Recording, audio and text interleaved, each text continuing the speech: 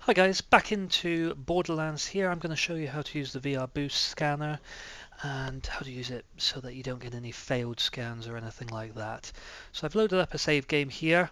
I'm going to fire off the scanner in a second, but first I'll just explain what you should be doing while it's scanning, because we find most of the time that failed scans occur just because you're not doing the things that we need you to. So what you want to do is, as the scanner is running, you want to be moving your view all the time. You can do this via head movements, or you can do this by the mouse. I tend to do it just by mouse because it's easier. And what you want to do is just small concentric circles as such. The reason you need to do that is because behind the scenes the scanner is going through looking at all the memory addresses and trying to determine which ones look like they are orientation, and then finding those.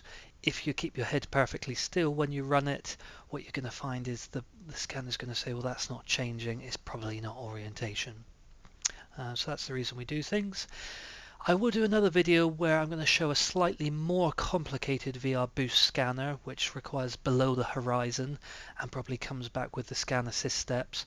Borderlands is quite an easy one, so I'll explain that in the next video. But for Borderlands, so what I'm going to be doing is just these concentric circles running the scanner. I run the scanner by pressing the numpad 5 key, which I'll do now as I'm doing that. That's going to run through nice and quickly up to 100, and I get a success straight away. Now that's going to tell me on screen what's happened. Bit too quick for me to explain there, but I can get that information back by pressing the Shift and H key, which is useful, which shows you basically if VR boost is active, just in case you're in any doubt, and also the axes show you what we have in the VR boost scanner.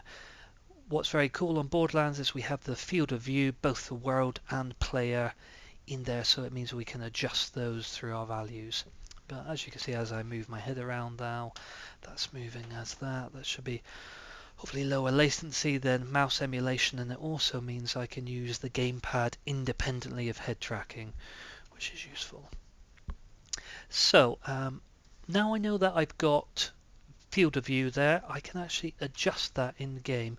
Go into Control and Q and go into VR boost values here, and I've got the world view field of view and the player field of view.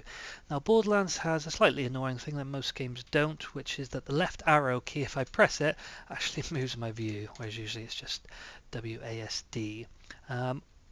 Again, like the enter key as an alternate for going into the menus, I can actually use J and L to go up and down here. So J, if I press that, you can see adjusting the world field of view has the effect of zooming in. Generally you want it to be around 110, 120 depending on the game.